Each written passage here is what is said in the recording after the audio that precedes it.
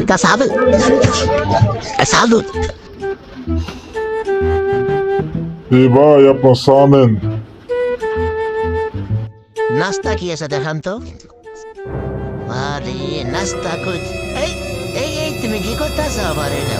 হ্যাঁ তুমি আরে কি মিশাইছো আমার চায়ের ভিতরে? কি মিশাইছো তুমি? হ্যাঁ